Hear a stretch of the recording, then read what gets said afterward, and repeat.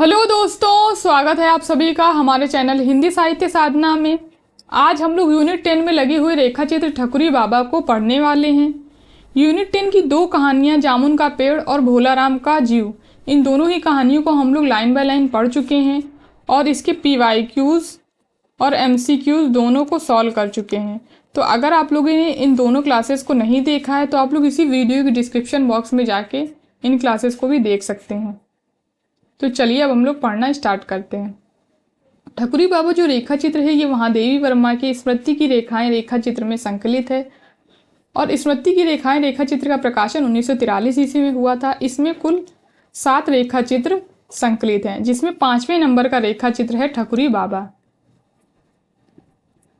अब हम लोग इसको पढ़ना स्टार्ट करने से पहले ये कल्पवास शब्द को देख लेते हैं, क्योंकि ये शब्द इसमें कई बार आया है।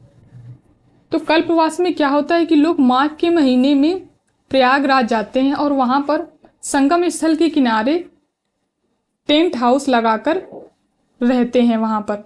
और ये लोग जो होते हैं वो एक टाइम भोजन करते हैं और एक टाइम उपवास करते हैं और सुबह शाम भजन कीर्तन करते हुए अपना दिन बिताते हैं।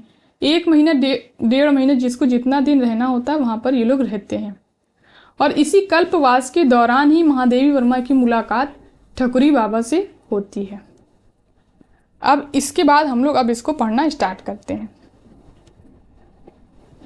भक्तिन को जब मैंने अपने कल्पवास संबंधी निश्चय की सूचना दी तब उसे विश्वास ही ना हो सका। प्रतिदिन किस तरह पढ़ने आऊंगी, कैसे लौटूंगी, तांगे वाला क्या लेगा, मल्लाह कितना मांगेगा आदि प्रश्नों की झड़ी लगाकर उसने मेरी अदूरदर्शिता प्रमाणित करने का प्रयत्न किया। मेरे संकल्प के विरुद्ध बोलना उसे और अधिक दृढ़ कर देना है, इसे भक्तिन जान चुकी है, पर जी पर उसका वश नहीं है। यानी वो जानती है कि लेखिका के संकल्प के विरुद्ध बोलना उसे और अधिक दृढ़ कर देना है। इसी से अपने प्रश्नों की अजस्र वर्षा में मुझे अविचलित कर देख कर वह मुंह बिचकाकर कह उठी, कल्पवास की उम्र आई तब ऊहो हुई जाई का एक ही दिन सब नेम धर्म समाप्त करे की प्रतिज्ञा है। तो ये कथन भक्तिन का है। यह सब मैं नियम धर्म के लिए नहीं करती, यह भक्तिन को समझाना कठिन है। इससे मैं उसे समझाने का निष्फल प्रयत्न करने की अपेक्षा मौन रहकर उसकी भ्रांति को स्वीकृति दे देती हूँ। मौन मेरी पराजय का चिन्ह नहीं, प्रत्युत वह जय की सूचना है। तो ये इंपॉर्टेंट पंक्ति है। यह भक्ति से छिपा नहीं, संभवतः इसी कारण वह मेरे प्रतिवाद से इतना नहीं घबराती जितना मौन से आतंकित होती है, क्योंकि प्रतिवाद के उपरांत तो मत परिवर्तन सहज है, पर मौन में इसकी कोई संभावना शेष नहीं रहती। क्योंकि जब कोई व्यक्ति मौन धारण कर लेगा तो आप उससे क्या ही प्रतिवाद करोगे। प्रतिवाद करने के बाद ही तो मत परिवर्तन किसी का किया जा सकता है, लेकिन जब कोई बोलेगा ही नहीं तो आप उसका मत नहीं परिवर्तित कर सकते। अंत में भक्तिन जैसे मंत्री की सलाह और सम्मति के विरुद्ध ही सिरकी, बांस आदि के गट्ठर समुद्र कूप की सीढ़ियों के निकट एकत्र हो गए। यानी वो टेंट लगाने का सामान वहां पर आ गया और मल्लाह मिलकर विश्वकर्मा का काम करने लगे। मल्लाह वो होते हैं जो शायद नाव चलाते हैं, उनको बोलते हैं मल्लाह। वो विश्वकर्मा का काम करने लगे, यानी उसको बनाने लगे। बीच में 10 फीट लंबी और उतनी ही चौड़ी साफ सुथरी कोठरी बनी और उसके चारों ओर 8 फीट चौड़ा बरामदा बनाया गया। यानी जो कोठरी बनी थी वो 10 फीट चौड़ी थी और 10 फीट लंबी थी।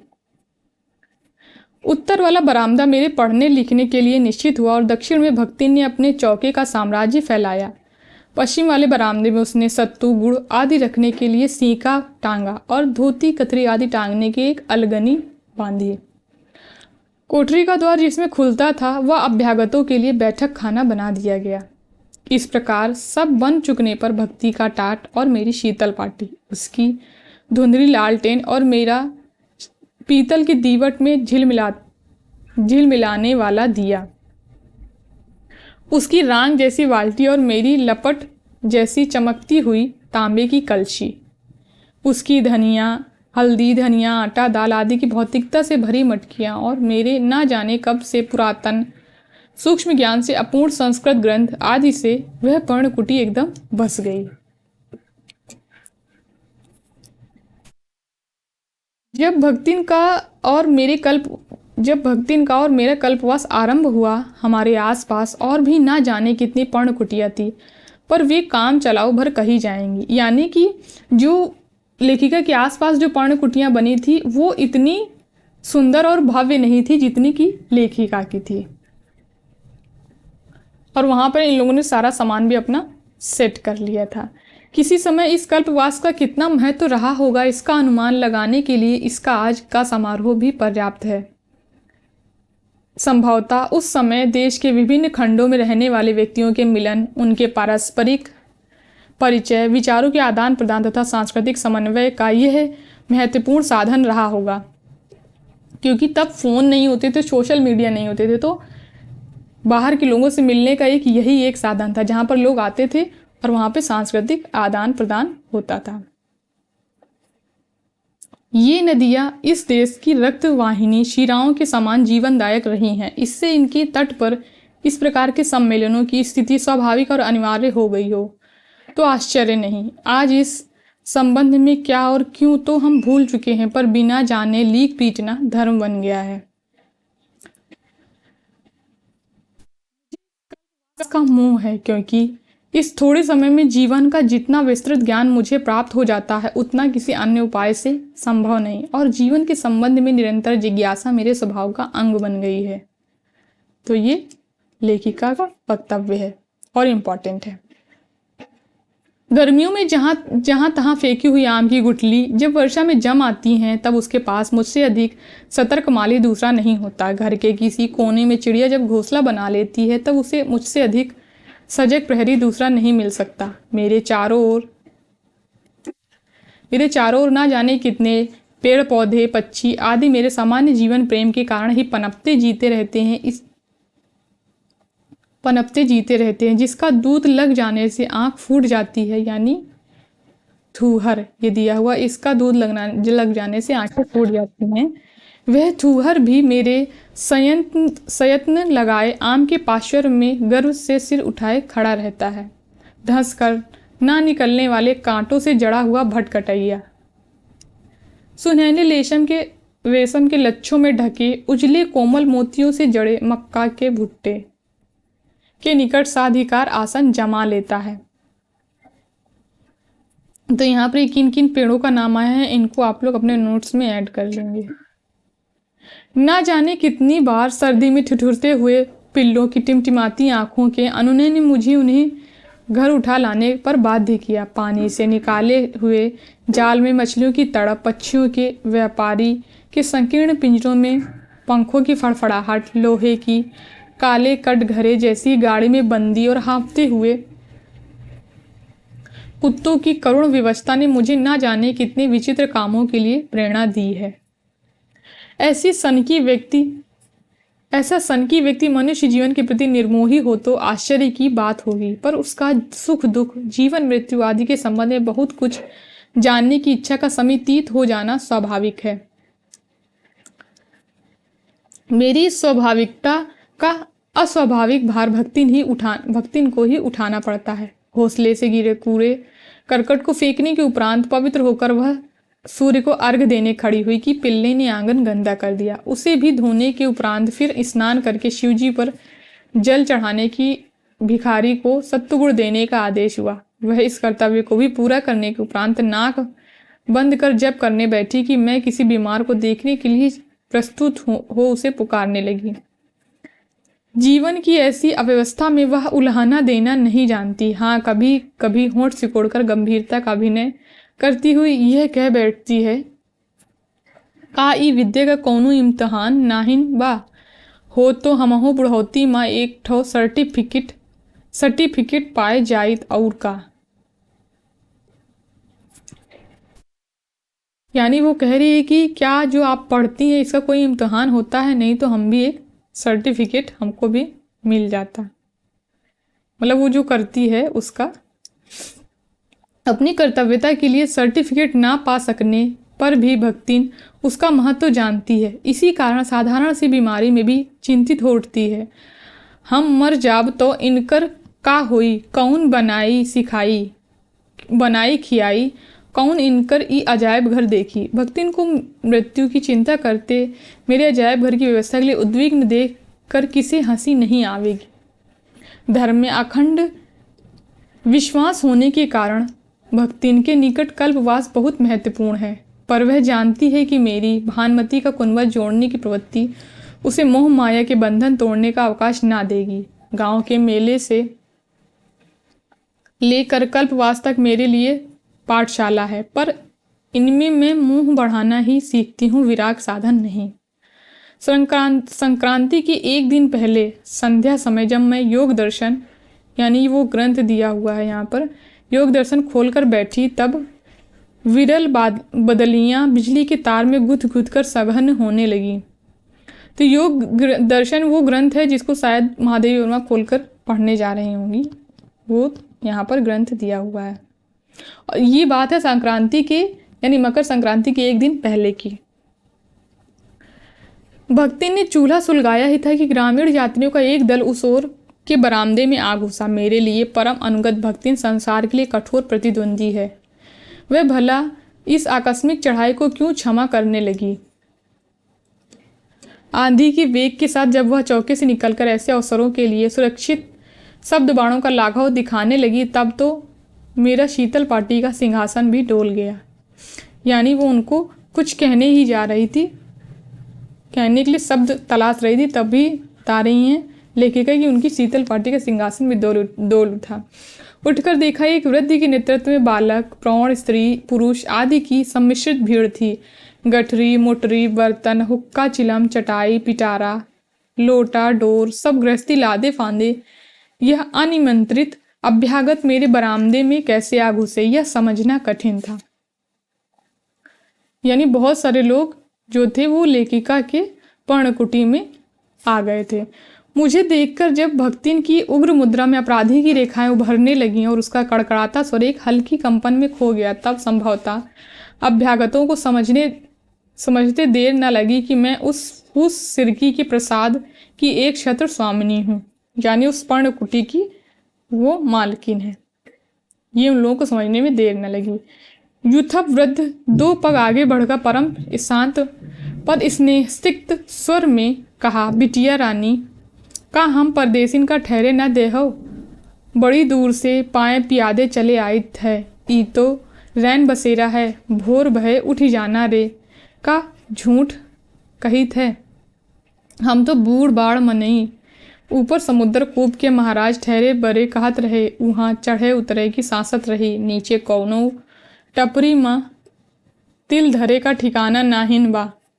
अब दिया बाती की बिरिया कहाँ जाई, कसत करी।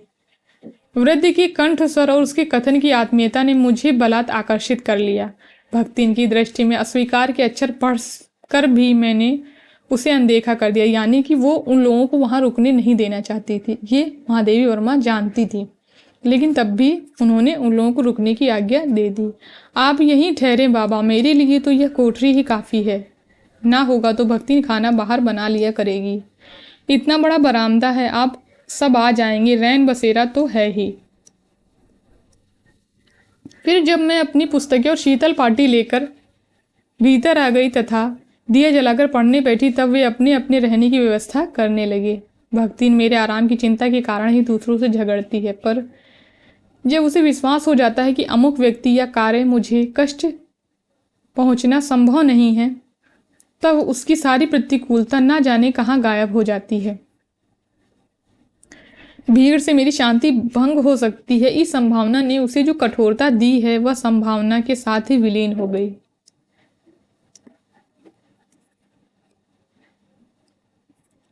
वह सत्तू रखने के सीके के नीचे ईंट पत्थर का चूल्हा बनाकर कम से कम स्थान घेरने की चेष्टा करने लगी, जिससे उन आक्रमणकारियों को सुख से बस जाने का अवकाश मिल सके। उस रात तो मुझे उस नए संसार की व्यवस्था देखने का अवसर न प्राप्त हो सका। दूसरे दिन संक्रांति की छुट्टी थी। मुझ में इतनी आधुनिकता नहीं कि स्नान ना करूं, और इतनी पुरातनता भी नहीं कि भीड़ के धक्कम धक्के में स्नान का पुण्य लूटने जाऊं। तो लेखिका कह रही है कि उनमें इतनी आधुनिकता नहीं कि वो स्नान ना करें, और लेकिन इतनी वो प्राचीनता भी नहीं है कि भीड़ में जाके वो स्नान का पुण्य लूटने जाएं। सो मैं मुंह अंधेरे ही भक्तिन को जगाकर कोहरे के बाहरी आवरण के नीचे करवट बदल बदल कर अपने अस्तित्व का पता देने वाली गंगा की ओर चली। जब लौटी, कोहरे पर सुनहली किरणें ऐसी लग रही थी जैसे सफ़ेद अबेरवा की चादर पर सोने की तारों की हल्की जाली टांग दी गई हो। तो प्राकृतिक दृश्य भी आप लोग देखते हुए चलेंगे, क्योंकि इस बार जो पेपर हुआ था उसमें कानों में कंगना कहानी के प्राकृतिक दृश्य पूछे गए थे, वो भी क्रम से लगाने के लिए आए थे। तो आप लोग प्राकृतिक दृश्य को भी ध्यान में देते हुए चलेंगे। और इसकी PDF को आप लोग मेरे टेलीग्राम चैनल हिंदी साहित्य साधना से जाकर ले सकते हैं, वहाँ पर मैं इसको शेयर कर दूंगी। समुद्रकूप की सीढ़ियों की दक्षिण ओर बनी मेरी बड़ी पर कोलाहल शून्य पर्णकुटी आज पहचाने ही नहीं जाती थी। उसके नीचे बसी हुई अस्थिर सृष्टि को देखकर जान पड़ता था कि किसी प्रशांत साधक के किसी असावधान श्वास के साथ इच्छाओं की चंचल भीड़ उसके निरीह हृदय के भीतर घुस पड़ी हो। निकट पहुंचकर मैंने अपना कुटी की शांति भंग करने वालों का अच्छा परीक्षण किया। यानी उनकी शांत सी कुटी एकदम भीड़ भाड़ जैसे उनकी हो गई थी, खूब भीड़ लगी हुई थी। वृद्ध महोदय ने सेनानी के उपयुक्त आडंबर के साथ मेरे पढ़ने के बरामदे में अधिकार जमा लिया था। पटी हुई और अनिश्चित रंग वाली दरी और मटमैली दुसूती का बिछौना लिपटा हुआ धरा था। उसके पास ही रखी हुई एक मटमैली फटे कपड़े की गठरी उसका एकाकीपन दूर कर रही थी। लाल चिलम का मुकुट पहने नारियल का काला हुक्का बांस के खंभे से टिका हुआ था। टूल की गोट वाला काला सूरती का बटुआ दीवार से लटक रहा था। खंभे और दीवार से बंधी डोरी की अर्गनी पर एक धोती और रुई भरी काली मिर्जई स्वामी के गौरव की घोषणा कर रही थी। निरंतर तैल स्नान से स्निग्ध लाठी का गांठ गठीलापन भी चिकना जान पड़ता था। पैताने की ओर से यत्न से रखी हुई काठ और निवाड़ से बनी खटपटी कह रही थी कि जूते के अछूतापन और खड़ाओं की ग्रामीणता के बीच से मध्य मार्ग निकालने के लिए स्वामी ने उसे स्वीकार किया है। सारांश यह है कि यह उनकी पर्णकुटी का हाल था। यहाँ पर लेखिका ने लिखा है कि ये हाल था उनकी पर्णकुटी का। सारांश यह है कि मेरे पुस्तकों के समारोह को लज्जित करने के लिए ही मानो बूढ़े बाबा ने इतना आडंबर फैला रखा था। वे संभवतः दातून के लिए नीम की खोज में गए हुए थे। इसी से मैंने भेदिये के समान तीव्र दृष्टि से उनकी शक्ति के साधनों की नाप जोख कर ली थी। भेदिये के समान यानी भेद जो लेता है ना, उसके समान, एक जासूस की तरह उन्होंने तीव्र दृष्टि से वहाँ की चीज़ों की नाप जोख कर ली थी। बरामदे की दूसरी ओर जमवट कुछ विचित्र था। एक सूरदास समाधिस्थ बैठे थे। उनके मुख के चेचक के दाग दृष्टि की जाने के मार्ग की ओर संकेत करते जान पड़ते थे। श्याम और दुर्बल शरीर में कंठ की उभरी नसों का तनाव बताता था कि वे अपनी विकलांगता का बदला कंठ से चुका लेना चाहते हैं। तो इसमें अब यहाँ पर महादेवी वर्मा बता रही हैं कि वहाँ पे जो पात्र थे वो कौन कौन थे। इन पात्रों के बारे में नीचे हम लोग डिटेल से देखेंगे। वैसे ये जो सूरदास हैं ये ठकुरी बाबा के दामाद है, यानी उनकी पुत्री जो बेला है उसके पति हैं ये। सिरकी की टट्टी बांधते समय बांस का एक कोना कुछ बढ़कर खूंटी जैसा बन गया था। इसी से एक चिकारा और एक जोड़ा मंजीरा लटक रहा था। सामान में एक चादर, टाट और ऐसी लुटिया भर थी जिसके किनारे घिसते घिसते टेढ़े मेढ़े और पैने हो गए थे।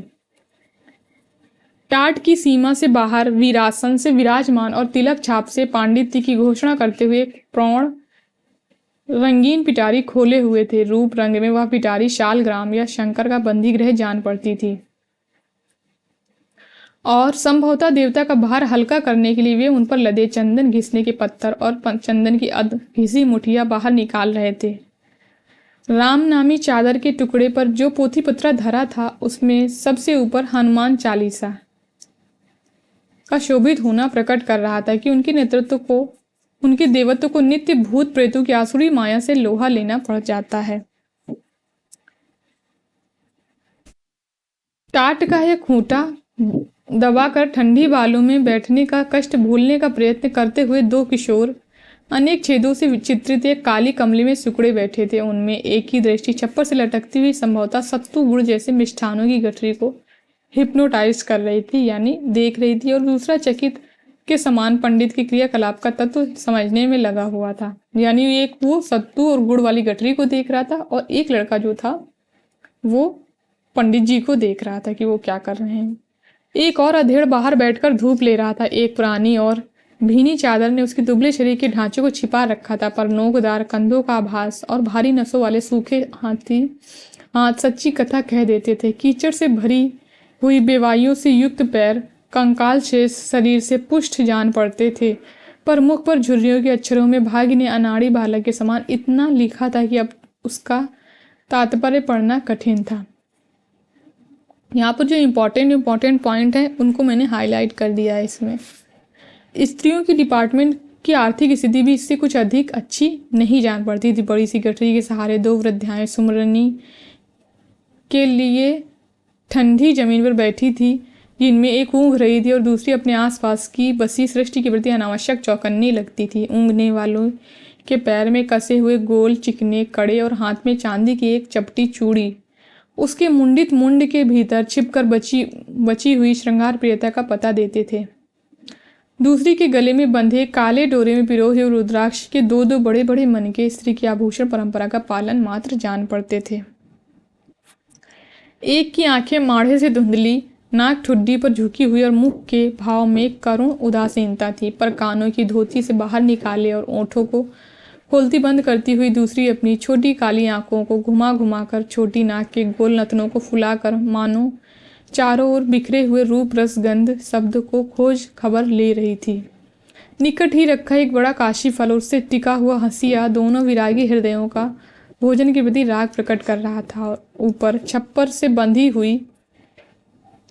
बंधी रस्सी की फांसी में झूलती हुई काली घी की हंडिया अपने चमकदार चिकनेपन से उन दोनों के बाह्य रूखेपन का विरोध कर रही थी। यानी काली हंडिया में घी टंगा हुआ था ऊपर। सफ़ेद बूटेदार काली पुरानी धोती पहने जो अधेड़ स्त्री कोने में लोटे से खोली हुई डोर की अर्गनी बांधने में व्यस्त थी, उसे मैं नहीं देख सकी, पर अर्गनी पर गुदड़ी बाजार लगाने के लिए फटे पुराने कपड़े संभाले खड़ी थी। उसने मेरे ध्यान को विशेष रूप से आकर्षित कर लिया था। लाल किनारी की मटमैली धोती का नाक तक खिंचा हुआ घूंघट उसे विशेषता नहीं देता था, और हाथ की मोटी कच्ची शरबती रंग की चूड़ियाँ और पाँव के कुछ ढीले पतले कड़े दो दो बिछुए भी उनकी सामाजिक स्थिति का परिचय दे रहे थे। यहाँ पर ये जो वर्णन कर रही हैं महादेवी वर्मा, ये एक सहुआइन पात्र है उसका वर्णन कर रही हैं। घूंघट के बाहर निकले हुए मुख्य अंश की बेडौल चौड़ाई और उससे व्यक्त सौम्य भाव में कुछ ऐसी खींच खांच थी कि ना आँख उसे सुंदर कहती थी, ना मन उसे कुरूप मानता था। फिर और पात्र हैं इसमें कि उसकी एक और दो सांवली किशोरियाँ एक बड़े पिटारे में ना जाने क्या खोज रही थी। उनके गोल मुखों पर झूलती हुई उलझी रूखी और मैली लटे मानो दरिद्रता की अक्षर थी। दूसरी ओर फटी दरी के टुकड़े पर एक काली कलूटी बालिका फटा और तंग कुर्ता पहने सो रही थी। उसका बीच बीच में कांप उठना शरीर सर्दी और नींद के संघर्ष की तीव्रता बताता था। एक अन्य बालक खंबे से टिक कर बैठा हुआ आंख मल मल कर रोने की भूमिका बांध रहा था। कुर्ते के भाव में उसे एक पुराने धारीदार अंगोछे का परिधान मिल गया था, पर उसका ऊपरी टैंगी हंडिया और नीचे रखी गठरी को देखकर रोना प्रकट करता था कि भीतर की शीत की मात्रा बाहर की शीत से अधिक हो गई है। पूर्व के कोने में पड़े हुए पुआल का गट्ठा और उस पर सिमटी हुई मैली चादर की सिकुड़न कह रही थी कि सोने वाले ने ठंड से गठरी बनकर रात काटी है। फिर एक श्यामांगिनी युवती बाहर बालों में गड्ढे खोद खोद कर चूल्हे बनाने में लगी थी।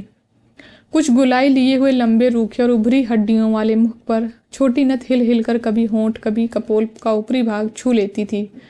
सफ़ेद बूटेदार लाल लहंगे वाली काली गोटफट कर जहाँ तहाँ से उधड़ गई थी। पीली पुरानी ओढ़नी में से व्यक्त शरीर की दुर्बलता को जल्दी जल्दी बालों निकालने में लगे हुए हाथों का फुर्तीलापन छुपा लेता था। यहाँ पर ठकुरी बाबा की जो लड़की है बेला, उसके बारे में यहाँ महादेवी वर्मा बता रही हैं। भक्तिन दो उंगलियां होंठ पर स्थापित कर विस्मय के भाव से बड़बड़ाई, अरे मोर बपई, सगर मेला तो यहीं सिकिल आवा है, अब ई अजब घर छाड़ के दूसर मेला को देखे जाई। उस पर एक क्रोधपूर्ण दृष्टि डालकर मैं अभ्यागतों के संभाषण का बहाना सोच ही रही थी कि घूंघट वाली के सहज स्वर ने मुझे चौंका दिया। पा लागी दीदिया, आपका तो हम पंजे बड़ा कष्ट दीहीन हैं। पा लागन के उत्तर में क्या कहा जाए, यह मेरी नागरिक प्रगल्भता भी न बता सकी सी से। मैंने ना नहीं कष्ट काहे का, जगह की कमी से आप ही लोगों को तकलीफ हुई है कहकर शिष्टाचार की परंपरा का जैसे पालन किया हो। फिर मैं अपनी कोठरी की व्यवस्था में लग गई और भक्तिन के मोटे चावल और मूंग की दाल की खिचड़ी मिलाकर काले तिल के लड्डू लेकर दान की परंपरा की रक्षा करने गई, यानी वो दान करने चली गई थी। वहां से लौटकर उसने खिचड़ी चढ़ाई। खाने के समय भक्तिन को दिख करना मुझे अच्छा लगता है, क्योंकि इसके अतिरिक्त और किसी भी अवसर पर वह मेरी खुशामद नहीं कर सकती, उल्टे 10-5 सुनाने में कमर कसे प्रस्तुत रहती है। गुड़ में बंधे काले तिल के लड्डू बहुत मीठे होने के कारण मैं नहीं खाती। इसी से भक्ति मेरे निकट मोदक समर्पयामी का अनुष्ठान पूरा करने के लिए सफ़ेद तिल धो कूट कर थोड़ा चीनी मिलाकर लड्डू बना लेती है। इस बार कल्पवास की गड़बड़ी में भक्तिन घर के देवता से अधिक महत्व बाहर के देवताओं को दे बैठी। मेले में देवताओं का 3 से 33 कोटि हो जाना स्वाभाविक हो गया था, अतः भक्तिन के लिए भी कुछ नहीं बच सका। घर की स्थिति भांप कर मुझे कौतुक सूझा और मैंने कुछ गंभीर मुद्रा के साथ कहा, मेरे लिए लड्डू लाओ। किंतु भक्तिन की उद्विग्नता देखने का सुख मिलने से पहले ही कल का परिचित कंठ स्वर सुन पड़ा, बिटिया रानी हमहु आए सकित है। मैं तो छूत पाक मानती नहीं और भक्तिन अपनी बटलोई सहित काले कोयले की मोटी रेखा के भीतर सुरक्षित थी। इधर निकल आइए बाबा, सुनकर वृद्ध दोनों हाथों में 2 दोने संभाले हुए सामने आ खड़े हुए। सिर का अग्र भाग खलवाट होने के कारण चिकना चमकीला था, पर पीछे का और कुछ सफ़ेद केशों को देखकर जान पड़ता था कि भाग्य की कठोर रेखाओं से संभीत होकर वे दूर जा छिपे हैं। छोटी छोटी आंखों में विषाद, चिंतन और ममता का ऐसा सम्मिश्रित भाव था जिसे एक नाम दे सकना संभव नहीं। ये ठकुरी बाबा का परिचय दे रही महादेवी वर्मा। लंबी नाक के दोनों ओर खिंची हुई रेखाएं दाढ़ी में विलीन हो जाती थी, ओठों में व्यक्त भावुकता को विरले मूछें छुपा लेती थी और मुख की असाधारण चौड़ाई को दाढ़ी ने साधारणता दे डाली थी। सघन दाढ़ी में कुछ लंबे सफ़ेद बालों के बीच छोटे काले बाल ऐसे लगते थे जैसे चांदी के तारों में जहां तहां काले डोरे उलझ कर टूट गए हों। स्फूर्ति के कारण शरीर की दुर्बलता और कुछ झुककर चलने के कारण लंबाई पर ध्यान नहीं जाता था। नंगे पांव और घुटनों तक ऊंची धोती पहने जो मूर्ति सामने थी वह साधारण ग्रामीण वध से अधिक विशेषता नहीं रखती। बूढ़े बाबा मेरे लिए तिल का लड्डू, घी, आम के अचार की एक फांक और दही लाए थे। तो क्या क्या लाए थे वो लेखिका के लिए? तो तिल का लड्डू, घी, आम के अचार की एक फांक और दही लाए थे। ये आप लोग याद रखेंगे, ये पूछा जा सकता है प्रश्न में। अरुचि के कारण घी रहित और पथ्य के कारण मिर्च अचार के बिना ही मैं खिचड़ी खाती हूँ, पर अनेक बार कहने पर भी वृद्ध ने नहीं माना। मेरी खिचड़ी पर दानेदार घी और थाली में एक और अचार रख दिया। दही का दोना थाली से टिकाकर अनुनय के स्वर में कहा, तनिक सा चीखो तो बिटिया रानी, का पढ़े लिखे मनई यह खा के जियत हैं। उस दिन उन अभ्यागतों से मेरे विशेष परिचय का सूत्रपात हुआ जो धीरे धीरे साहचर्य जनित स्नेह में परिणत होता गया। मुझे सवेरे 9 बजे झूंसी से इस पार जाना पड़ता था। तो कितने बजे जाना पड़ता था? 9 बजे। और कहाँ से? झूंसी से इस पार जाना पड़ता था और वहाँ से तांगे में से यूनिवर्सिटी, यानी झूंसी से 9 बजे झूसी से इस पार जाना पड़ता था और वहां से तांगे से यूनिवर्सिटी। अकेले आना जाना ना अच्छा लगने के कारण मैं भक्तिन को भी इस आवागमन का आनंद उठाने के लिए बाध्य कर देती थी। जब तक मैं लौटने के लिए स्वतंत्र होती तब तक भक्ति नारद के समान या तो तांगे वाले की आत्मकथा सुनकर उसकी भूलों पर निर्णय देती या अन्य परिचितों के यहाँ घूम फिर कर संसार की समस्याओं का समाधान करती रहती। यानी वो भक्ति अपना किसी तरीके अपना समय काटती थी जब तक लेखिका वहां से यूनिवर्सिटी से लौट कर नहीं आती थी। सवेरे आने की हड़बड़ी में खाने पीने की व्यवस्था ठीक होना कठिन था और लौटने पर जलपान का प्रबंध होने पर भी कुछ विलंब हो ही जाता था। मेरी असुविधा को उन ग्रामीण अतिथियों ने कब और कैसे समझ लिया यह मैं नहीं जानती, पर मेरे पर्णकुटी में पैर रखते ही जलपान के लिए विविध पर सर्वथा नवीन व्यंजन उपस्थित होने लगे। ये इंपॉर्टेंट पंक्तियां हैं। फूल के बड़े कटोरे में बाजरे का दलिया और दूध, छोटी थाली में सत्तू, गुड़, पुए, रंगीन डलिया में मुरमुरे चने, भुने शकरकंद आदि के रूप में जो जलपान मिलता था उसे पंचायती कहना चाहिए। ये पंक्ति इस बार पेपर में पूछी गई थी। जो अभी पेपर हुआ दिसंबर वाला उसमें ये पंक्ति पूछी गई थी। क्योंकि सभी व्यक्ति अपने अपने चौके में मेरे लिए कुछ ना कुछ बचाकर सीके पर रख देते थे। एक साथ इतना सब खाने के लिए मुझे जीवन की ममता छोड़नी होगी। यह बार बार समझाने पर भी उनमें से कोई मानता ही नहीं था। यानी कि जितने लोग थे वहां पर वो सब अपने अपने जो बनाया होता था उससे थोड़ा थोड़ा निकाल कर रख देते थे। का दीदिया इना चखिए, बिटिया रानी छुई भर देती तो हमार जियरा अस सिहाय जात, दीदिया जीप पे तनिक धर लेती तो ई सब अकारत न जात आदि अनुरोधों को सुनकर यह निश्चय करना कठिन हो जाता था कि किसे अस्वीकृति के योग्य समझा जाए। निरुपाय चना गुड़ से लेकर बाजरे की पुए तक सब प्रकार के ग्रामीण व्यंजनों ने मेरी शहराती रुचि का संस्कार होने लगा। जलपान के समारोह के उपरांत वे सब संध्या, स्नान, गंगा में दीपदान आदि के लिए तट पर जाते और मैं उत्सुक और जिज्ञासु दर्शक के समान उनका अनुसरण करते। यानी लेखिका भी उनके साथ जाती थी उनको देखने के लिए। कल्पवासी एक ही बार खाते हैं और माघ के कड़कड़ाते जाड़े में भी आग न तापने के नियम का पालन करते हैं। इन नियमों के मूल में कुछ तो लकड़ी का महंगापन और अन्य का अभाव रहता है और कुछ समस्या की परंपरा। तो ये भी पंक्ति इंपॉर्टेंट है। पर मुझे सर्दी में अलाव जलता देखना अच्छा लगता है। लकड़ी कंडों का अभाव तो था ही नहीं। बस पर्णकुटी के बाहर बड़ा सा ढेर लगाकर मैं होली जलाती और अतिथियों की गृहस्थी के साथ आई हुई एक पुरानी मच्छी पर बैठकर तापती थी। उनके बच्चे जो कल्पवास के कठोर नियमों से मुक्त थे और मेरी भक्तिन जिसका कल्पवास पर लोक से अधिक इस लोक से संबंध रखता था, आग के निकट बैठकर हाथ पैर सेंकते। सच्चे कल्पवासी अपने और आग के बीच इतना अंतर बनाए रखते जितने में पाप पुण्य का लेखा जोखा रखने वाले चित्रगुप्त महोदय धोखा खा सके।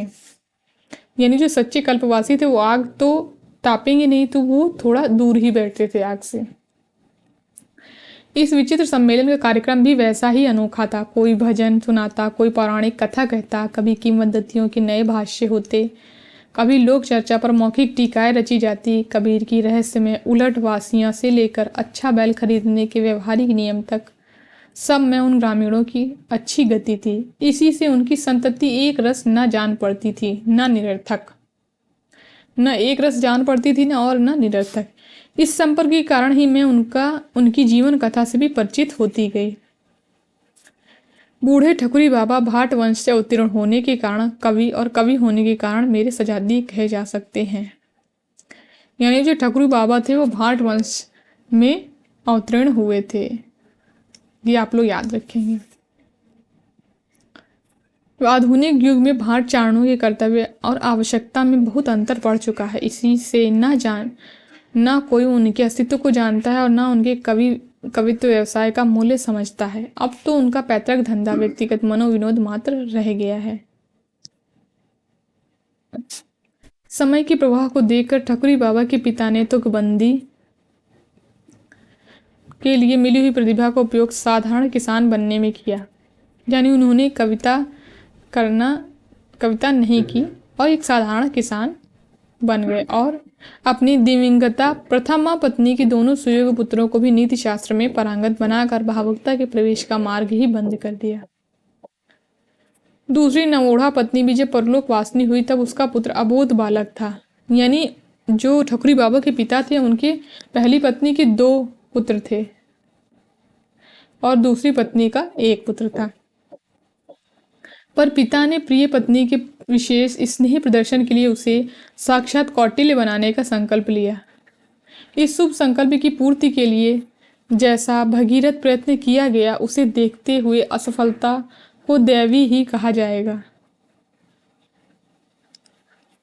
संभवतः पति की नीतिमत्ता से भागकर परलोक में शरण पाने वाली माँ पुत्र को बचाने के लिए उस पर भावुकता की वर्षा करने लगी हो सकता है कि कौटिल्य ने दूसरे कौटिल्य की संभावना से कुपित होकर उसकी बुद्धि भ्रष्ट कर दी हो।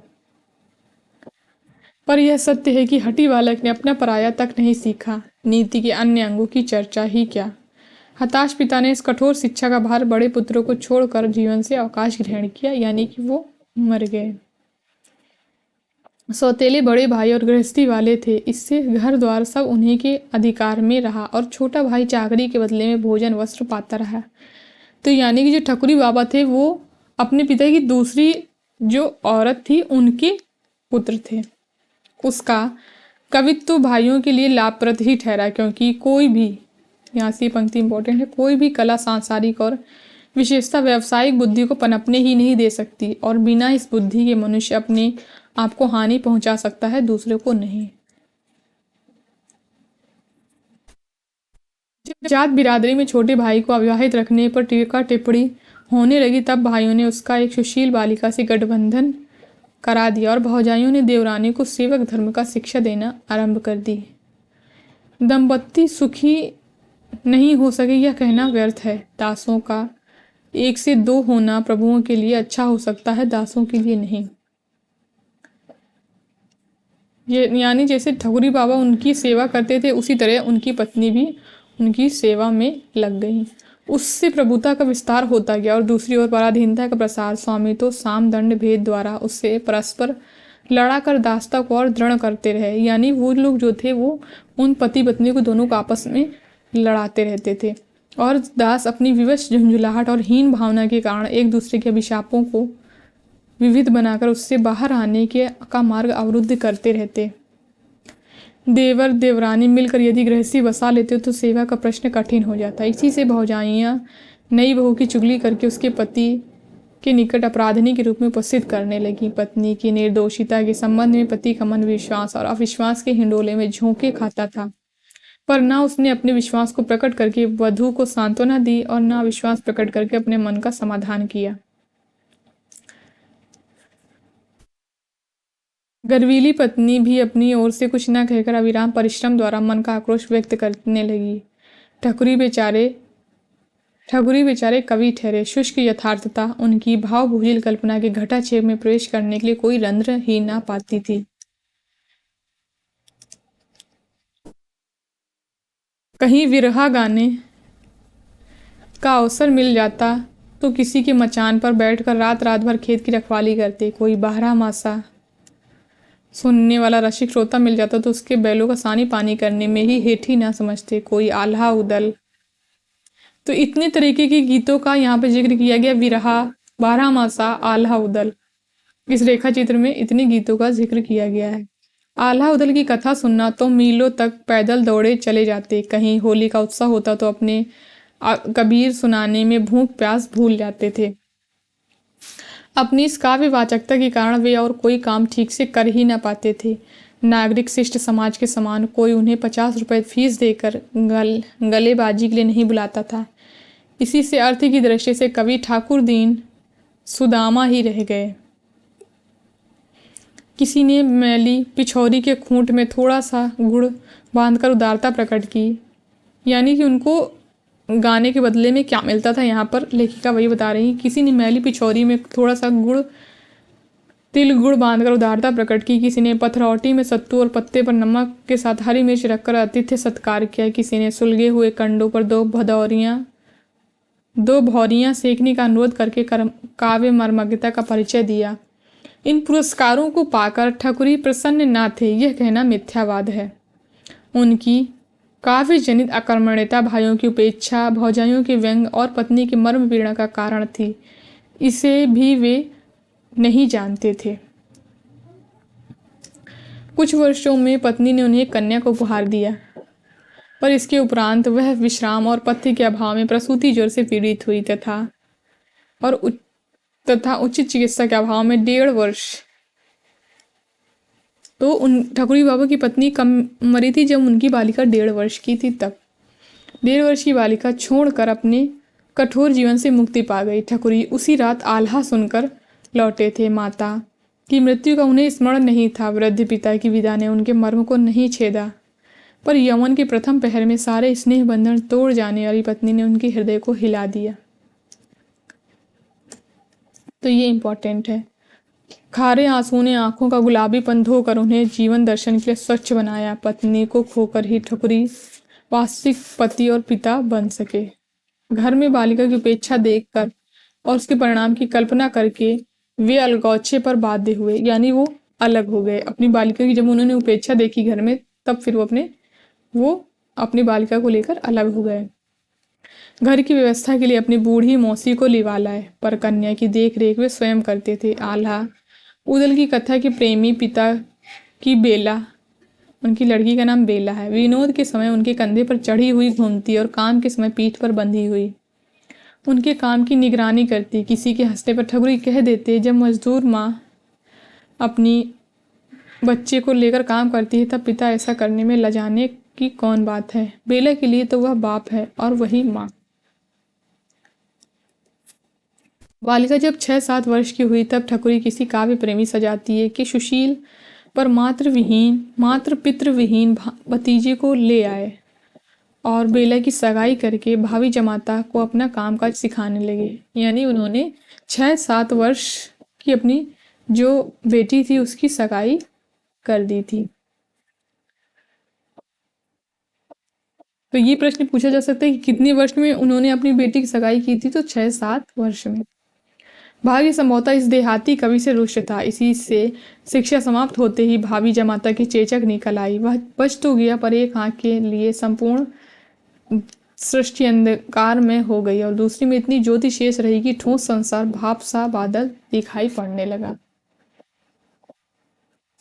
पिता ने कन्या की इच्छा जाननी चाहिए, पर वह हट में महोबे की लड़ाई की उस बेला के समान निकली जिसने पिता के बाग में लगे चंदन की चिता पर ही सती होने का प्रण किया था। बेला ने बचपन के साथी को छोड़ना नहीं चाहा और इस प्रकार ठकुरी बाबा वचन भंग की पातक से बच गए। अब कवि ससुर, उसकी बूढ़ी मौसी, अंधा दामाद और रूपसी बेटी का एक विचित्र परिवार बनाए बैठे हैं। तो उनके परिवार में इतने लोग हैं, ठकुरी बाबा, उनकी बेटी बेला, उनका दामाद और उनकी एक बूढ़ी मौसी। ससुर जमाता को भी काव्य की पर्याप्त शिक्षा दे डाली। जब ठकुरी चिकारा बजाकर भक्ति के पद गाते तब वह खंजड़ी पर 2 उंगली से थपकी देकर तान संभालता। बूढ़ी मौसी तन्मयता से आवेश में मंजीरा झनकार देती है और भीतर काम करती हुई बेला की गति में एक थिरकन भर जाती है। घर में एक मुर्रा भैंस, 2 पछाई गायें और हल की खेती होने के कारण जीवन यापन का प्रश्न विशेष समस्या नहीं उत्पन्न करता। तो यहाँ पर ठकुरी बाबा के बारे में बताया जा रहा है कि उनको जीवन यापन का कोई दिक्कत नहीं थी, कोई समस्या नहीं थी। यह विचित्र परिवार हर वर्ष माघ के मेले के अवसर पर गंगा तीर कल्पवास करके पुण्य पर्व मनाता। इसके साथ गांव के अन्य भक्तगण भी खींचे चले आते। ठकुरी बाबा तो सबको अपना अतिथि बनाने में प्रस्तुत रहते थे, पर कल्पवास में दूसरे का अन्न खाने वाले को विनिमय में अपना पुण्य फल देना पड़ता। इसी से सब अपनी अपनी गठरी मुठरी में खाने पीने का सामान लेकर ही घर से निकलते थे। यानी कल्पवास में, इसके अनुसार कल्पवास में दूसरे का खाना नहीं खाना चाहिए, नहीं तो अपना आप पुण्य फल उसके बदले में दे देना पड़ता है। इससे वो सब अपना अपना खाने का सामान खुद से घर से लेकर निकलते थे। पर वस्तु से वस्तु का विनिमय वर्ज्य नहीं माना जाता, चाहे विनिमय वाली वस्तुओं में कितनी ही असमानता क्यों ना हो। आवश्यकता और नियम के बीच में वे सरल ग्रामीण जैसा समझौता करा देते। उसे देखकर हंसी आए बिना नहीं रहती। कोई गुड़ की एक डली रखकर ठकुरी बाबा से आधा सेर आटा ले जाता, कोई 4 मिर्च देकर आलू शकरकंद का फलाहार प्राप्त कर लेता, कोई पत्ते भर तोला भर दही रखकर कटोरा भर चावल नापता, कोई धूप के लिए रत्ती भर घी देकर लुटिया भर दूध चाहता। तो इस तरीके से आदान प्रदान करके वो लोग महीना भर अपना वहाँ पर रहते थे। ठकुरी बाबा को देने में एक विशेष प्रकार की आनंदानुभूति होती है। इसी से वे स्वयं पूछ पूछ कर इस विनिमय व्यापार को शिथिल होने नहीं देते। वे भावुक और विश्वासी जीव हैं। चिकारा हाथ में थाम लेते हैं, उनके लिए संसार का अर्थ बदल जाता है।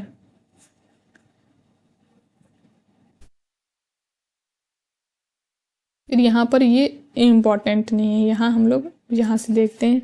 सदा के समान इस वर्ष भी ठकुरी बाबा के दल में विविधता है। भोजन की व्यवस्था के लिए बालू खोदकर चूल्हे बनाती हुई लोक चिंतारत बेटी, चिकारा, मंजीरे और ढपली आदि की पृष्ठभूमि के साथ स्वप्न दर्शन में अचल जमाता, घी की हंडिया, काशीफल आदि के बीच में बैठकर लोक और परलोक की समस्या सुलझाती हुई मौसी से ठकुरी बाबा का कुटुंब बना है। शेष मानो विभिन्न वर्गों और जातियों की सम्मिलित परिषद है।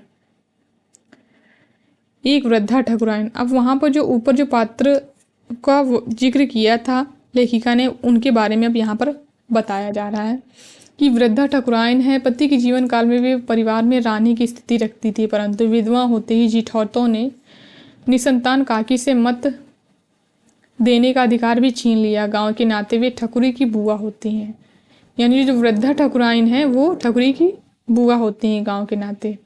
इसी से पुण्य कमाने के अवसर पर वे उन्हें साथ लाना नहीं बोलते। फिर दूसरी है सहुआइन, जिनके पति, इन पात्रों को आप लोग नोट कर लेंगे, ठकुरी बाबा, उनके दामाद, उनकी बेटी बेला और उनकी मौसी। और दूसरी है ये वृद्धा ठकुराइन, ये सहुआइन, इनको आप लोग नोट करते हुए चलेंगे, जिनके पति गांव की तेली बालिका को लेकर कलकत्ते में कर्तव्य पालन कर रहे हैं। विवाहित जीवन के डबल सर्टिफिकेट के समान दो दो बिछुए पहनकर और नाक तक खींचे घूंघट में वधु वंश की मर्यादा को सुरक्षित रखकर वे परचून की दुकान पर जीवन यापन करती हैं।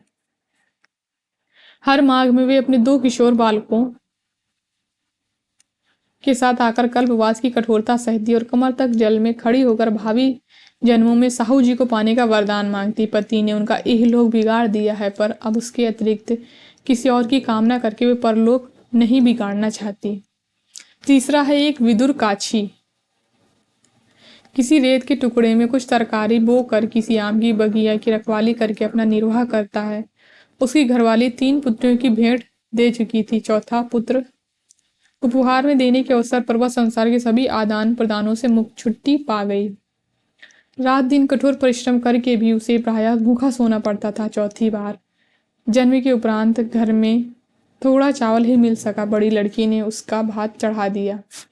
भात यदि माँ खा लेती तो बच्चे भूखे सोते। इसी से उसने चावल पसा कर मार स्वयं पी लिया और भात उनके लिए रख दिया। उसी रात वह सन्निपात ग्रस्त हुई और तीसरे दिन नवजात पुत्र के साथ ही उनके जीवन की कठिन तपस्या समाप्त हो गई, यानी वो मर गई। फिर पिछले वर्ष काची आम के पेड़ से नीचे गिर पड़ा। तब से वह न सीधा खड़ा हो सकता और न कठिन परिश्रम के योग्य है। दोनों किशोरी बालिकाएं कभी सहुआन भौजी के कंडे पात कर, कभी पंडितायन का घर लीप कर कुछ पा जाती हैं, पर छोटी बालिका पिता के गले की फांसी हो रही है। ठकुरी बाबा के भरोसे ही वह अपने 3 जीवों की सृष्टि लेकर कल्पवास करने आता है, पर गंगा माई से वह मांगता क्या है इसका अनुमान लगाना कठिन है।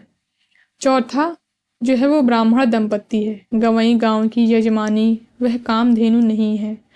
पंडित जी महंती मांग लेते हैं, पर कहीं कहीं कथा बाँच कर और कभी पुरोहिती करके वे आजीविका का प्रश्न हल कर लेते हैं। विधाता ने ना जाने कैसा षड्यंत्र रच कर उन्हें पुरुष नामक नरक से उबारने वाले को अवतार नहीं लेने दिया, पर पंडित जी अपनी स्तुतियों द्वारा गंगा को गदगद करके बेचारे चित्रगुप्त को लेखा जोखा व्यर्थ कर देना चाहते हैं। पंडिताइन भी अच्छी है, यानी उनकी जो पत्नी है वो भी अच्छी, पर संतान के लिए इतनी लंबी प्रतीक्षा ने उनकी आशा के माधुर्य में वैसी ही खटाई उत्पन्न कर दी है जैसी देर से रखे हुए दूध के फट जाने पर स्वाभाविक है। पति की पूजा पाठ का खटराक पंडिताइन को फूटी आंख नहीं सुहाता। इससे कभी चंदन की मुठिया नाज में गाड़ देती हैं, कभी सुमिरनी मोखे में छुपा देती हैं और कभी कभी पोथी पन्ना अपनी पिटारी में बंद कर रखती हैं, यानी उनकी पूजा पाठ का सामान वो छुपा देती हैं क्योंकि उनको पसंद नहीं हो। और एक ममेरी विधवा बहन का देहांत हो जाने पर पंडित, बालक, भांजे को आश्रय देने के लिए बाध्य हो गए। तब से वही महाभारत की द्रौपदी बन गई है। उसने पुत्र का अभाव भरने के स्थान में और अधिक रिक्त होता जा रहा है। अपना होता तो कहना मानता, अपना रिक्त होता तो अपनी ममता करता आदि का अर्थ बालक की अबोधता देखकर समझ में नहीं आता। वह बेचारा इन सिद्धांत वाक्यों को केवल चकित विस्मित भाव से सुनता रहता है, क्योंकि अपने पराये की परिभाषा अभी उसने नहीं सीखी है। जैसा वह माँ के जीवन काल में था वैसा आज भी है। अब अचानक वह मामी को इतना क्रोधित कैसे कर देता है, यह प्रश्न उसके मन को मत डालता है। तब वह फूट फूट कर रो उठता है। इस विचित्र साम्राज्य के साथ मैंने माघ का महीना बिताया, अतः इतने दिनों के संस्मरण कुछ कम नहीं है, पर इसमें एक संध्या मेरे लिए विशेष महत्व रखती है।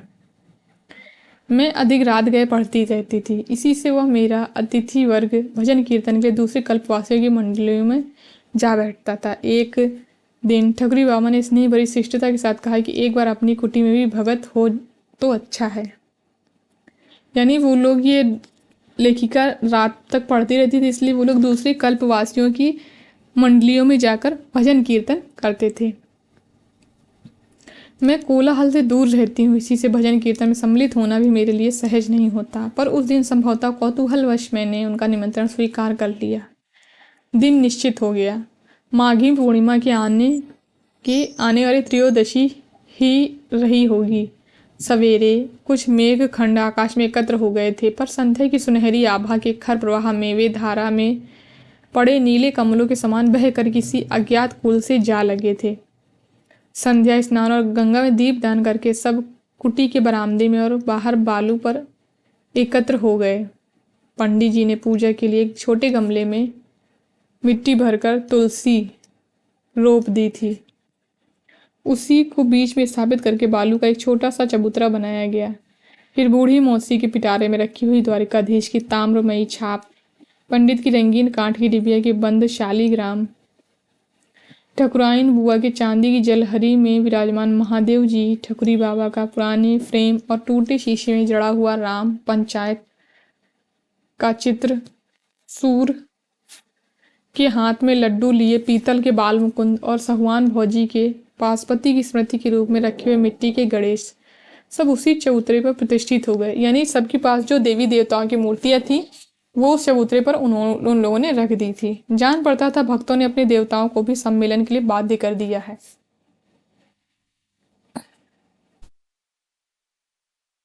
फिर यहाँ पर ये जो पैराग्राफ है वो इम्पोर्टेंट नहीं है, यहाँ से हम लोग देखेंगे।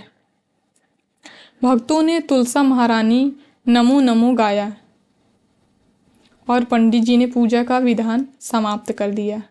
इस पैराग्राफ में दिया हुआ कि कौन कैसे बैठा था वहां पर, यहाँ से हम लोग देखेंगे। भक्तों ने तुलसा महारानी नमो नमो गाया और पंडित जी ने पूजा का विधान समाप्त किया। तब तांबे के पंचपात्र और आचमनी से गंगा जल और तुलसी दल बांटा गया। गंगा जल भक्त मंडली पर छिड़क कर पंडित देवता ने कुछ शुद्ध कुछ अशुद्ध संस्कृत में गंगा के महात्म्य का पाठ किया। फिर उच्च स्वर से रामायण का वह अवतरण गाया गया जिसमें राम जानकी लक्ष्मण गंगा पार करते हैं। श्रोतागणों में अधिकांश, तो ये आप याद रखेंगे कि कौन सा अवतरण गाया गया था कि जिसमें राम जानकी और लक्ष्मण गंगा पार करते हैं। रामायण का कौन सा अवतरण गाया गया था ये आप लोग याद रखेंगे। श्रोतागणों में भी अधिकांश को वह अवतरण कंठस्थ होने के कारण कथावाचक का स्वर अन्य स्वरों के समष्टि में डूबकर अपना बेसुरापन छिपा सका। फिर तब गौरी गणेश की वंदना से गीत सम्मेलन आरंभ हुआ। यह कहना कठिन होगा कि उनमें कौन सुंदर गाता था, पर यह तो स्वीकार करना ही होगा कि सभी के गीत तन्मयता के संचार में एक से प्रभ विष्णु थे। कबीर, सूर, तुलसी जैसे महान कवियों से लेकर अज्ञातनामा, ग्रामीण टुकड़ों तक के पद उन्हें स्मरण थे। यानी इतने लोगों के गीत जो थे वो वहाँ गाए जा रहे थे, पद वो लोग गा रहे थे कबीर, सूर और तुलसी के, और उसके बाद और अन्य अज्ञात ग्रामीण अन्य कवियों के भी पद वो लोग गा रहे थे। एक जो कड़ी गाता था उसे सबका समवेत स्वर दोहरा देता था। दबे पांव तट तक आकर फिर खिलखिलाती हुई लौटने वाली लहरें मानो अविराम ताल दे रही थी। गायकों में क्रम था और गीतों में गाने वालों की अवस्था के अनुसार विविधता। सबसे पहले दो बुढ़ियों ने गाना गाया। ठकुरी बाबा की मौसी ने सो ठाढ़े दो भैया सुरसती तीर, एही पार से लखन पुकारे केवट लायो नैया सुरसरी तीर। तो ये जो गाना गाया था ये ठकुरी बाबा की मौसी ने गाया था। गाकर वनवासी राम का जो मार्मिक चित्र उपस्थित किया उसी की प्रतिकृति ठकुराइन की। दक्षिण दिशा हेरे भरत सकारे, आजू अबैया मोरे राम प्यारे, दिवस गिनत मोरी पीरे खियानी, मघ जोवत या थाके नैन के तारे। तो ये जो गीत गाया था ये ठकुराइन ने गाया था। आदि पंक्तियों में मिली सांस भर आने के कारण रुक रुक कर गाए हुए गीत मानो हृदय के रस से भीग कर भारी हो गए थे। फिर पंडिताइन ने गाया था ये गीत। कहन लगे मोहन मैया मैया में यदि भाव का विस्तार था तो साहुआन के चले गए गोकुल से बलवीरा चले गए, बिलखत ग्वाल बिसुरती गाए तलफत जमुना नीरा चले गए। ये जो गीत है ये साहुआन ने गाया था। मैं आभाव की गहराई सुनाए बिना गुजर न होई, कह कर गवाए हुए काछी काका के मन मगन भया तब क्या बोले में यदि तन्मयता की सिद्धि थी तो अंधे युवक यानी जो ठकुरी बाबा का दामाद था उनका सुधी न बिसरे मोहि श्याम तुम्हारे दर्शन की में स्मृति की साधना। ठकुरी ने सांस खोलकर ठकुरी ने खांस खांस कर कंठ साफ करके उपरांत आंख मूंद कर गाया। यानी ठकुरी बाबा ने कौन सा गीत गाया था ये यहाँ पर दिया हुआ है और ये इम्पॉर्टेंट है।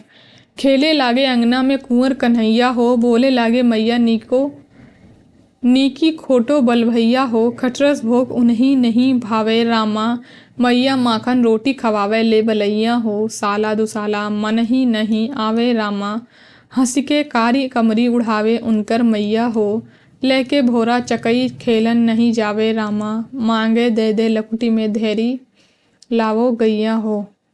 तो ये गीत जो है ये ठकुरी बाबा ने गाया था।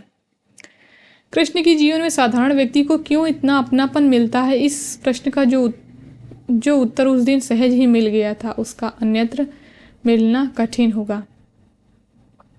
स्वर रेखाएं और रंग भी प्रत्यक्ष कर सकते हैं, यह उनकी गीत लहरी की चित्रमयता से प्रत्यक्ष हो गया। ये इंपॉर्टेंट लाइन है। बूढ़े से बालक तक सबकी एक स्पंदन, एक ही पुलक और एक ही भाव बंधे हुए थे। कितनी देर तक उन्होंने क्या गाया यह बताना संभव नहीं, क्योंकि जब अंतिम आरती सम्मेलन की समाप्ति की सूचना दी तब मैं मानो नींद से जागी। थोड़ी देर में बरामदे में अपना बिछौना ठीक करके लेट गए। यानी थोड़ी ही देर में जब आरती खत्म हो गई तो थोड़ी देर में सब बरामदे में अपना अपना बिछौना ठीक करके लेट गए, किंतु मैं अपनी कोठरी में पीतल की दीवट में जलते हुए दिए के सामने बैठकर कुछ सोचती रही। साहुआइन ने पहले आकर झांका, फिर एक पैर भीतर रखकर विनीत भाव से कहा। उसका आशय था कि अब दिए को विदा कर देना चाहिए, उसकी मां राह देखती होगी। हंसी मेरे होंठों थकाकर रुक गई। जब इनके लिए सब कुछ सजीव है तब दीपक की माँ और उनकी प्रतीक्षा भी कल्पना क्यों ना करें। बुझाए देती हूँ कहने पर साहुआन ने आगे बढ़कर आंचल की हवा से उसे बुझा दिया। बेचारी को भय था कि कहीं मैं शहराती शिष्टाचारहीनता के कारण ही फूंक से ही ना बुझा बैठूं, तो उन्होंने अपने आंचल से ही दीपक को बुझा दिया। कितनी देर में अंधकार में बैठकर सोचती रही, यह स्मरण नहीं। जब मैं कुटी के बाहर आकर खड़ी हुई तब रात ढल रही थी। निस्तब्धता से भीगी चांदनी हल्की सफ़ेद रेशमी चादर की तरह लहरों में सिमटी और बालों में फैली हुई थी। मेरी पर्णकुटी दो बरामदे चांदनी से धुल गए थे। मेरी पर्णकुटी के दो बरामदे चांदनी से धुल गए थे। उनमें ठंडी जमीन, चादर, पुआल आदि पर जो सृष्टि सो रही थी उसके बाह्य रूप और हृदय में इतना अंतर क्यों है, यही मैं बार बार सोच रही थी। उनके हृदय का संस्कार, उनकी स्वाभाविक शिष्टता, उनकी रस विदग्धता, उनकी कर्मठता आदि का इतना कम मूल्य है कि उन्हें जीवन यापन की साधारण सुविधाएं तक दुर्लभ हो जावें। मानो हृदयों में उमड़ते हुए भाव समुद्र की जो स्पर्श मधुर तरंग मुझे छू भर गई थी, उसी की स्मृति मेरे मानस पटल पर ना जाने कितनी विरोधी चित्र आंकने लगी। कितने ही विराट कवि सम्मेलन, कितनी अखिल भारतीय कवि गोष्ठियाँ मेरी स्मृति की धरोहर है। मन ने कहा, खोजो तो उसमें कोई इससे मिलता जुलता चित्र, और बुद्धि प्रयास में थकने लगी। फिर यहाँ पर ये इम्पोर्टेंट नहीं है। मूल्य से जो महत्ता नहीं व्यक्त हो सकी वह वेशभूषा में प्रत्यक्ष थी। ये पंक्ति इम्पोर्टेंट है। फिर यहाँ पर इम्पोर्टेंट नहीं, तो जो जो इम्पोर्टेंट है उसको हम लोग देखते हुए चलेंगे। कुछ प्राचीनतावादियों की कभी निर्निमेष खुली आंखें और कभी मिलित पलकें प्रकट करती थी कि काव्य रस में विश्वास न होने के कारण उन्हें विजया से सहायता मांगनी पड़ी है। फिर इन आश्चर्य पुत्रों के सामने श्रोतागणों की जो समष्टि थी वह मानो उनके चमत्कारवाद की परीक्षा लेने के लिए एकत्र हुई थी। ये पंक्तियां इसमें इतनी इंपॉर्टेंट हैं। कभी कभी हार न मानने की शपथ लेकर ही बैठते हैं। फिर यहाँ ये इम्पोर्टेंट है, यदि मनुष्य की क्षुद्रता, दुर्भावना और विकृतियाँ नहीं बहा पाता तब उसकी दुर्बलता बन जाता। यानी यदि मनुष्य की क्षुद्रता, दुर्भावना और विकृतियाँ नहीं बहा पाता तो वह उसकी दुर्बलता बन जाता। इसी से स्नेह, करुणा आदि भाव हृदय की शक्ति बन सकते हैं और द्वेष, क्रोध आदि दुर्भाव उसे और अधिक दुर्बल स्थिति में छोड़ सकते हैं। ग्रामीण समाज अपने समुद्र में व्यक्तिगत भेद, बुद्धि और दुर्बलताएं सहज ही डुबा देता है। इसी से इस भाव स्नान के उपरांत वह अधिक स्वस्थ रूप प्राप्त कर सकता है। फिर यहाँ ये इम्पोर्टेंट है, हमारे सभ्यता दर्पित शिष्ट समाज का काव्यानंद छिछला और उसका लक्ष्य सस्ता मनोरंजन रहता है। इसी से उसमें सम्मिलित होने वाले भेद बुद्धि, एक दूसरे को नीचा दिखलाने के प्रयत्न और व्यक्तिक विषमताएं अधिक विस्तार पा लेती हैं। यह वह हिंडोला है जिसमें ऊंचाई नीचाई का स्पर्श एक आत्मविस्मृति में विश्राम देता है। दूसरा वह दंगल का मैदान है जिसका सम धरातल भी हार जीत के दांव पेचों के कारण सतर्कता की शांति उत्पन्न करता है। अपने इन सम्मेलनों की व्यर्थता का मुझे ज्ञान था, पर उसमें छिपी कथंतना की अनुभूति उसी दिन सुलभ हो सकी। इसके कुछ वर्षों के उपरांत तो वह स्थिति इतनी दुर्भय हो उठी कि मुझे शिष्ट सम्मेलनों से विदा ही लेना पड़ा। तो वहाँ हम लोग जो ऊपर छोड़ के आए हैं पंक्तियाँ वो इम्पोर्टेंट नहीं थी, वहाँ पर कवि सम्मेलनों की बात की जा रही थी। ख्याति के माध्यान्ह में कवि के लिए अपने प्रशंसकों और अपने बीच में ऐसा दुर्भेद पर्दा डाल देना सहज नहीं होता। उस सरल जीवन की सात्विकता ने यदि दूसरे पक्ष की कृतज्ञता इतनी कठिन रेखाओं में ना आग दी होती तो मेरा विद्रोह इतना तीव्र ना हो पाता। तो ये पंक्तियाँ इम्पोर्टेंट हैं। जिस दरिद्र समाज ने इस व्यावसायिक आस्था के संबंध में मुझे नास्तिक बना दिया उसे अब तक मेरी ओर से धन्यवाद भी नहीं मिल सका।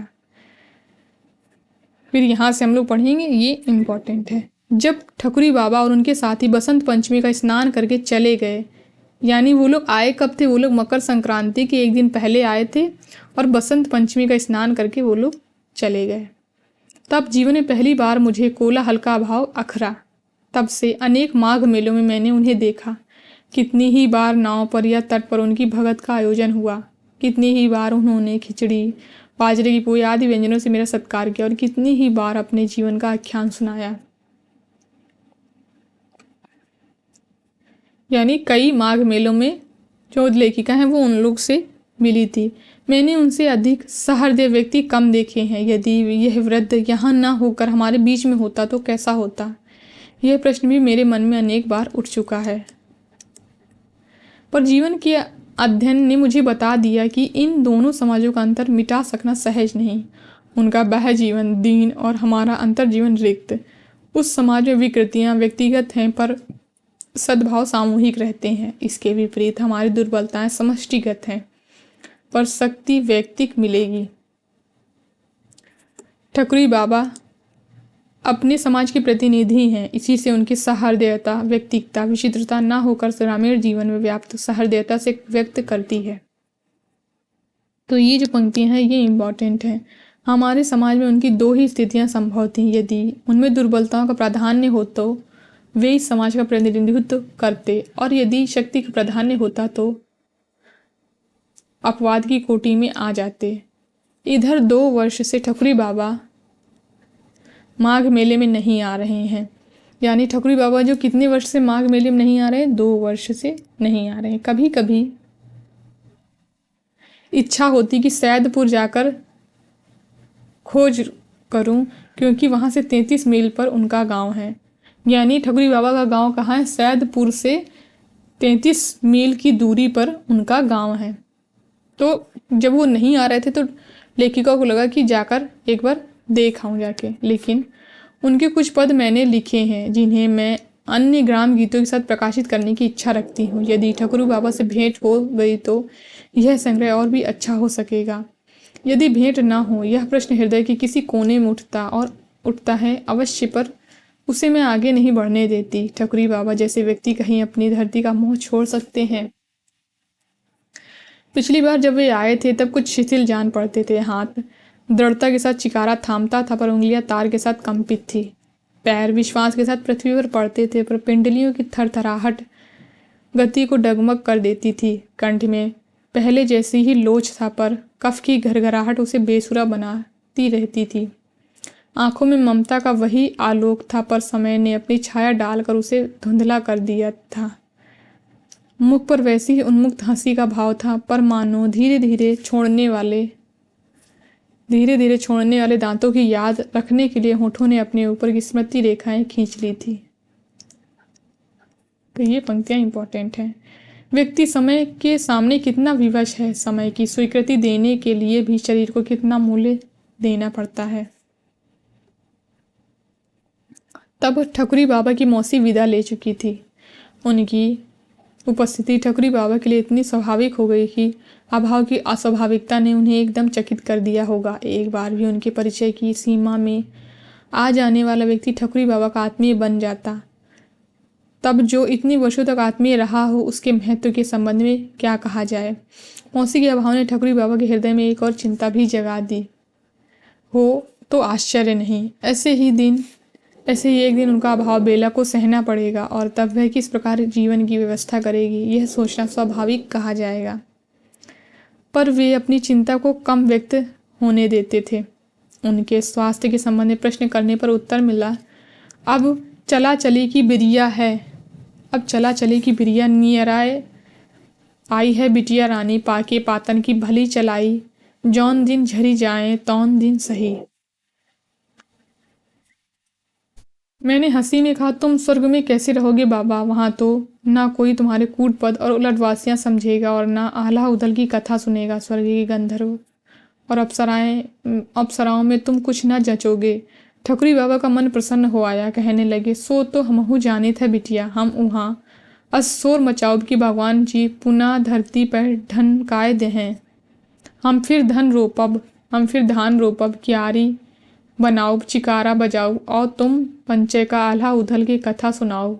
सरक हमका ना चाही, मुदा हम दूसर नवा शरीर मांगे बरे जाब जरूर। ई ससुर तो बनाए के जर्जर हुईगा।